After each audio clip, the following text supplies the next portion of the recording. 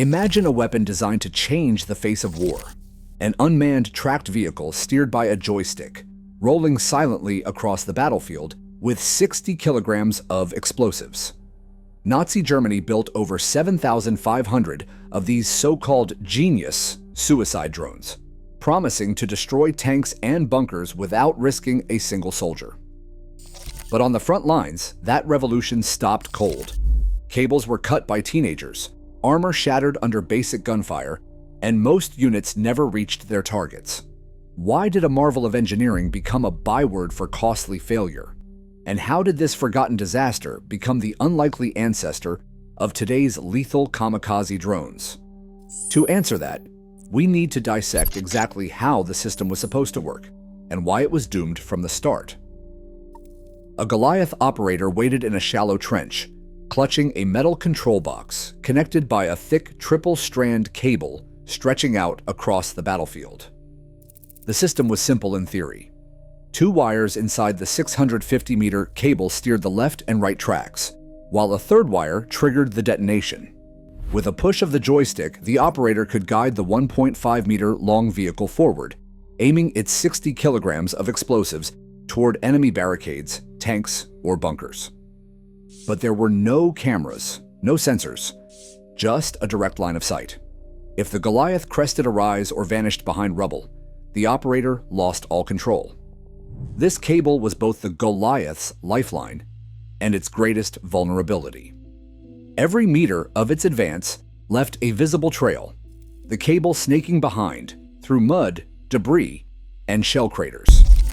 In August 1944, during the Warsaw Uprising, Polish resistance fighters, many of them teenagers from the Grey Ranks, learned to spot that cable. As the remote-controlled mines rumbled toward their barricades, these young fighters sprinted into no man's land, knives and shovels in hand, risking everything to sever the connection before the explosives could reach their target. A single cut left the Goliath dead in its tracks, a silent heap of steel on the street. On the beaches of Normandy 2 months earlier, the cable's weakness played out on a different scale. German engineers had hidden Goliaths in camouflaged bunkers, ready to roll out and attack the Allied landings. But the opening naval bombardment, unleashed by British and American warships, was relentless.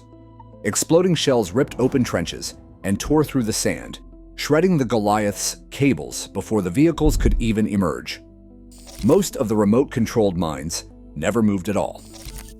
Operators, watching helplessly from their bunkers, found the control boxes unresponsive, disconnected from the very machines they were meant to steer.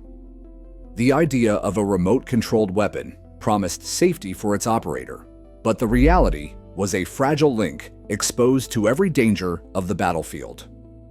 The cable that allowed the Goliath to be guided from a safe distance also made it an easy target for anyone determined enough or desperate enough to stop it.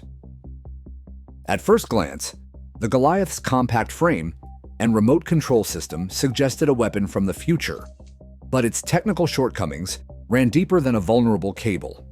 The vehicle's top speed, just 10 kilometers per hour, or about the pace of a slow jog, made it easy prey for anyone with a rifle, or even a well-thrown grenade. On open ground, defenders had minutes to spot the Goliath crawling forward and react at their leisure. Terrain posed another obstacle. With only 11.4 centimeters of ground clearance, the Goliath struggled over even modest rocks or debris. A single shell crater or tree branch could trap it, leaving the vehicle stranded and useless. Its payload still intact but out of reach of any target. The promise of remote destruction faded quickly when the machine could be stopped by a patch of rough ground. Cost compounded the problem. The early electric-powered model, the SDKFZ 302, demanded 3,000 Reichsmarks per unit. The later gasoline-powered SDKFZ 303 brought costs down to about 1,000 Reichsmarks, but both versions remained single-use weapons. For comparison, a 75mm PaK-40 anti-tank gun cost 12,000 Reichsmarks and could be fired thousands of times. A dozen Goliaths, at the same price, would likely all be lost before reaching a single target. By 1994, Germany's war economy was stretched thin, and resources spent on disposable vehicles could not be justified by their results.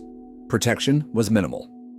The SDKFZ-302's armor measured just 5 millimeters thick, barely enough to stop small arms fire, while the 303 model offered 10 millimeters at the front, but left the sides and rear exposed.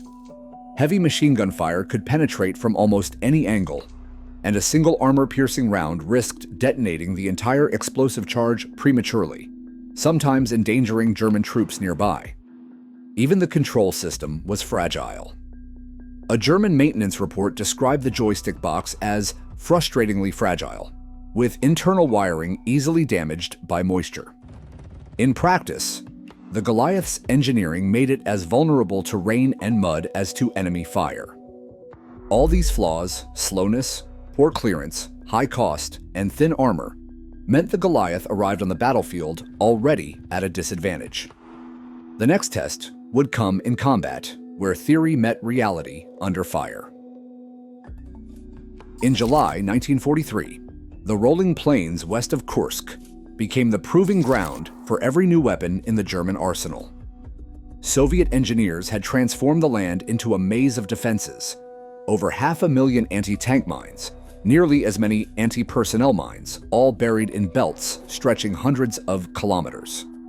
For German planners, these minefields threatened to halt Operation Citadel before it even began. The solution arrived in the form of remote-controlled vehicles. The Goliath tracked mines and the much larger Borgward 4s. Both were assigned a single task: clear a path for the heavy Ferdinand and Elephant tank destroyers of the 654th Heavy Panzerjäger Battalion. The plan was methodical. Goliaths would lead, crawling forward to detonate mines and open lanes wide enough for the massive tank destroyers. Behind them, Borgwards, radio-controlled and carrying even larger charges, would follow, blasting deeper into the Soviet defenses. The theory was sound on paper. In practice, the Goliaths' slow advance made them easy targets for Soviet gunners. Their thin armor offered little protection from small arms or shrapnel, and the tangled ground of Kursk, littered with debris, shell holes, and barbed wire, stopped many Goliaths before they reached the first mine belt. As the attack unfolded, the limits of remote control became painfully clear. Operators, sometimes hundreds of meters behind the front, struggled to steer their vehicles through smoke and dust. The 650-meter control cables snagged on wreckage or snapped under fire. In the chaos, Goliaths detonated prematurely or failed to explode at all. The Borgwards managed to breach some obstacles, but the lanes they created were narrow and unpredictable. The cost was staggering. Of the 45 Ferdinand tank destroyers that advanced with the 654th Battalion, 37 were immobilized by mines before the first day ended.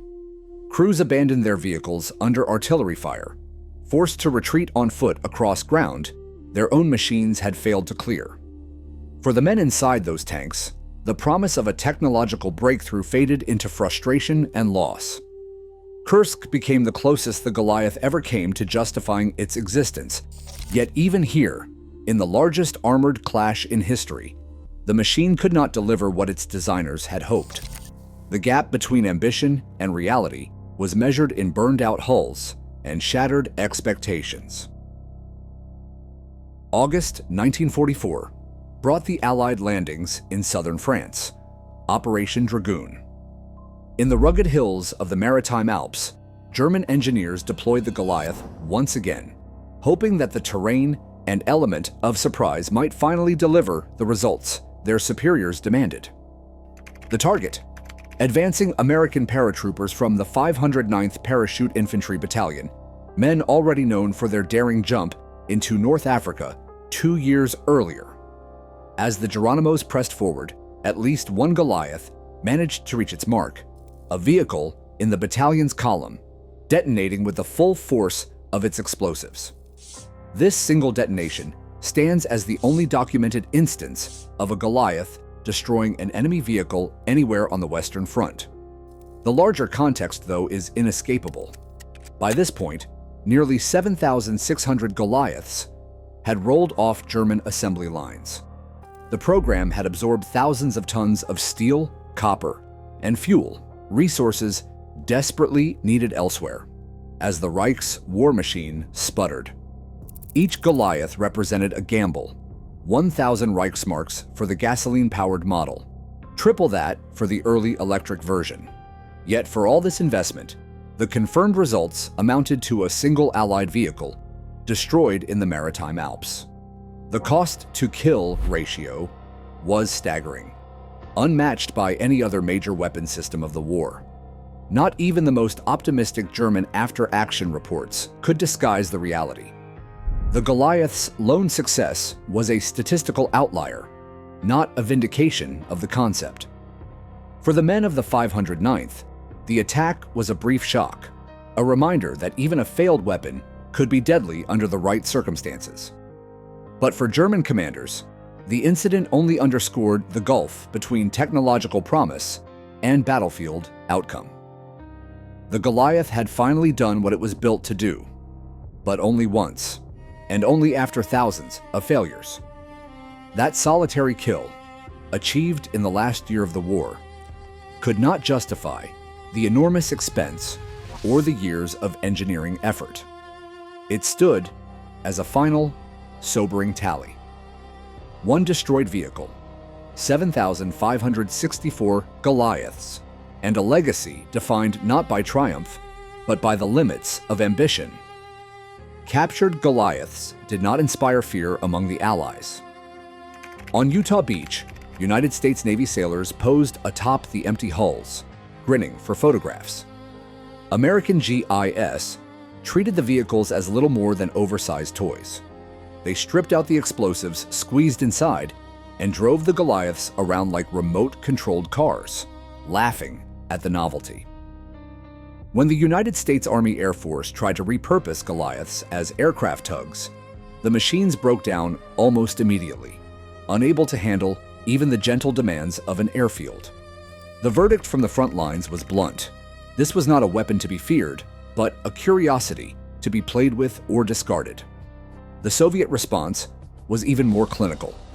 In 1943, a captured Goliath arrived at the NIBT Proving Grounds for technical evaluation. The vehicle was missing its remote control, so Soviet engineers had to build their own just to get the machine moving. Their findings left little doubt about the Goliath's limitations. Battery life measured just 5 to 8 minutes, barely enough for a single run. Hitting a moving tank from even 100 meters away was described as nearly impossible. The hull, built from steel sheets only 1 to 2 millimeters thick, offered no protection at all. Soviet testers called it the German torpedo tankette, a name that captured its expendable nature and its lack of real armor or utility. The official Soviet report was unsparing. The Goliath, they concluded, could only be used for ambushes on narrow roads, and even then, at enormous cost. There was no attempt to copy the design or field anything similar in Soviet service. Instead, the Goliath became a textbook example of wasted effort, an engineering experiment that had failed every test of battlefield practicality. The reactions from both Allies and Soviets stripped away any lingering mystique. In the hands of the enemy, the Goliath was neither a terror weapon nor a technological marvel, but a failed experiment, remembered more for its shortcomings than for any threat it posed. By late 1944, even Germany's most determined engineers could no longer ignore the Goliath's failures. The answer, at least on paper, was a new vehicle, the Springer, officially designated SDKFZ-304. This machine abandoned the fragile cable and unreliable joystick in favor of a hybrid approach. Built on the sturdy NSU Kettenkrad motorcycle chassis, the Springer could carry 330 kilograms of explosives, more than triple the Goliath's payload. But the real innovation was the human operator. For the first time, a driver could steer the vehicle close to the target, bail out under cover, and then switch to remote control for the final run and detonation. The intention was to give the weapon a fighting chance against the chaos of combat, combining human adaptability with the expendability of a drone. Yet the Springer was a solution that arrived too late. Only about 50 were built before the war ended, a fraction of what the Goliath program had consumed. The Springer's heavier payload and improved mobility never saw widespread deployment. The war's closing months left no time for further experiments, and Germany's exhausted industry could not support another mass production gamble. The Springer's brief existence stands as a final attempt to salvage the core idea: an unmanned machine, risking itself so that soldiers would not have to. Today, the concept that began with Goliath's cable and ended with Springer's hybrid control has found new life in a very different form. On the battlefields of Ukraine, first-person view kamikaze drones, small, fast, and shockingly cheap, are launched by the thousands. Instead of 650 meters of vulnerable cable, these drones use radio links and live video feeds to hunt tanks and armored vehicles from miles away. The cost has dropped from thousands of Reichsmarks to a few $100s per drone. The principle, though, is unchanged: destroy something expensive with something expendable, and keep the operator out of harm's way. Hans Klein, one of the last engineers to work on the Springer project, later described the experience as a lesson in timing. "We built a machine for a war that was already lost," he wrote, but the idea itself was not lost. Surviving Goliaths and Springers now sit behind glass at museums like Bovington in England, the Warsaw Uprising Museum, and Utah Beach. They are reminders of a moment when ambition outpaced technology, and of how, decades later, the same logic would return to shape the future of warfare. Modern battlefields now swarm with drones built on the same disposable logic Goliath pioneered, only faster, cheaper, and devastatingly effective. As technology races ahead, the gap between ambition and consequence grows ever narrower. The lesson endures. Even failed inventions can rewrite the rules of war, sometimes decades later. In warfare, timing isn't just everything. It's the difference between history's footnote and tomorrow's front line. What do you think? Visionary or folly?